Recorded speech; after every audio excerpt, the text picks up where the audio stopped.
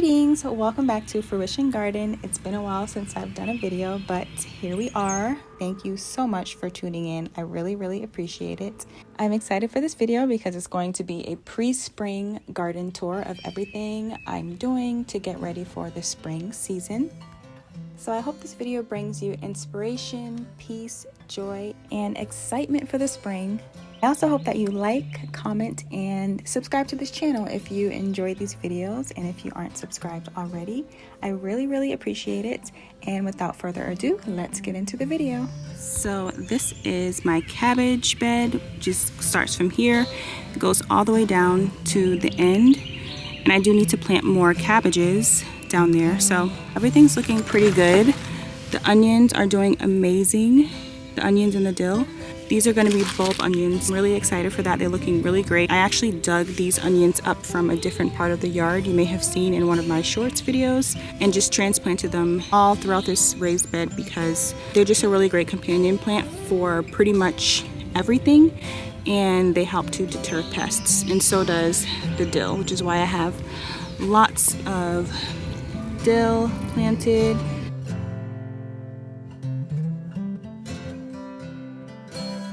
I probably will harvest the dill soon because we are going to get a frost. I just want it to be low when we have those frosty nights, and hopefully we're out of the woods after that. And then the cabbage is doing pretty good. This is how it's looking. Some of them are doing well, and some of them are being devoured by pill bugs, as you can see. So this one, and I think that one back there, which is struggling a little bit but still staying alive. I want to definitely save seeds because, as you can see, pill bugs are still on there. And I do knock them off, but they just come right back. But the plant seems to be pretty unfazed. So hopefully it'll produce those phytochemicals and the pill bugs will lose interest. They actually can excrete a toxin that can be harmful to the pill bugs, which will make them stop attacking the plant. So I think that's what they're doing right now. I have plenty more cabbages, so I'm just going to be transplanting more cabbages. So that is the cabbage area. And now we're going to move over to, and then right down this way is going to be another row of cabbages, and then I have dill and onions planted right before we get to the tomato raised bed, which is where these circles are on the other side. Apparently you're not supposed to plant cabbages close to tomatoes, but there is a little separation line where I have those dill and onions, so hopefully it isn't an issue. We'll have to see. So let's go over there.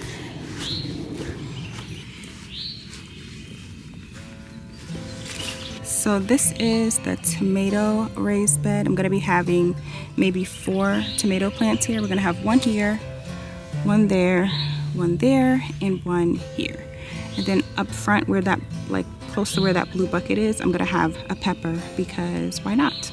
What I did was I actually covered the areas where I'm going to have the tomato plants so that it can protect the soil microbes, keep the soil moist, attract worms, and they'll just continue to make the soil rich until it's time for me to plant the tomatoes here. And then I surrounded each circle with herbs that are great companion plants for tomatoes. So we have we have basil, borage flower, and I'm also going to do marigolds, which I haven't planted yet. They're still sizing up and growing indoors, so once those are large enough, I'll be transplanting those out here too. There's going to be a ring of protection around each of the tomato plants.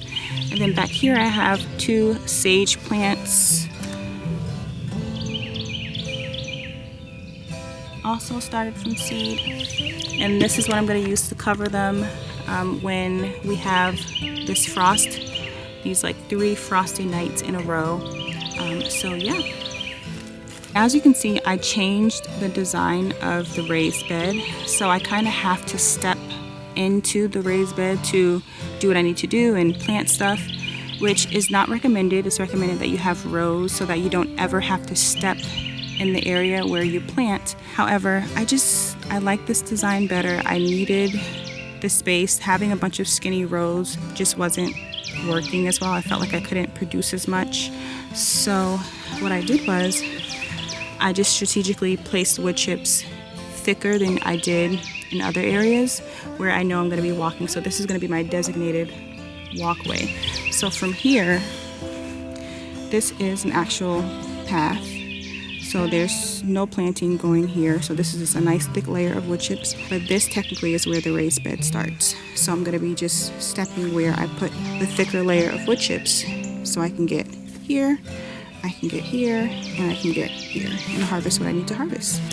It works out and it prevents me from compacting the soil because the wood chip layer is thicker, and that helps immensely with preventing compaction in the soil. So I think it'll be fine, and this will just be a little pathway inside of the raised bed for me to step in.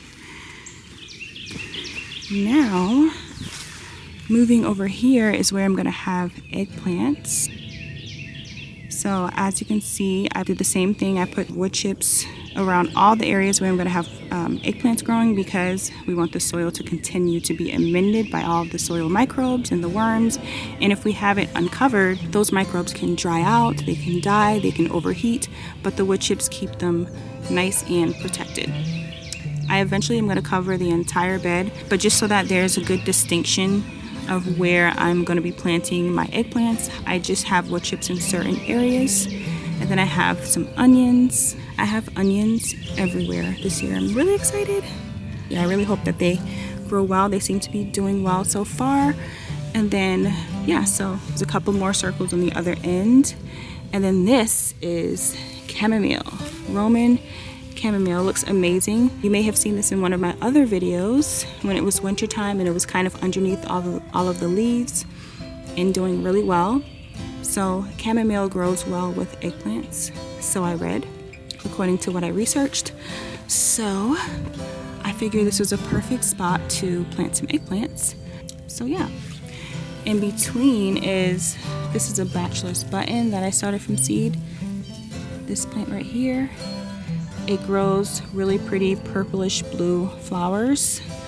And I think that would be such a beautiful contrast with like the yellow chamomile flowers, the yellow and white, and then having the blue bachelor's button just in between, and it gets pretty tall too. So I have one here and I have one over there. So that's gonna be really awesome. And then way in the back, I've got some savory, and I'm also gonna be planting some tarragon because that is also another great companion plant for eggplants. But yep, I have one here, one there, and then of course I have my plastic bottles to cover because these don't do well with frost, so I definitely have to cover these. And then I also have cilantro. This was indoors for a really long time. It got a little lanky, so I planted it a little bit deeper in the soil just so that it won't be flopping over, and it seems to be doing well. So I planted it all throughout my spaces where I'm going to be having eggplants. So yeah, we've got cilantro, and then there's onions, and then cilantro, then there's onions, cilantro, onions, and so on and so forth. So that's going to be really amazing. And then over here is another pathway. So this is not going to be a growing space. And over here is where I'm going to be planting peas and then green beans. I'm not going to plant the peas until after these 3 nights of frost are over. And they're going to climb up this trellis. I folded this green netting upward just so that I can easily reach underneath, but I will be folding it back down so that it can hang so that the plants can grab on and attach as soon as possible. So yeah, and then across the way is where I'm going to be having more tomatoes and peppers.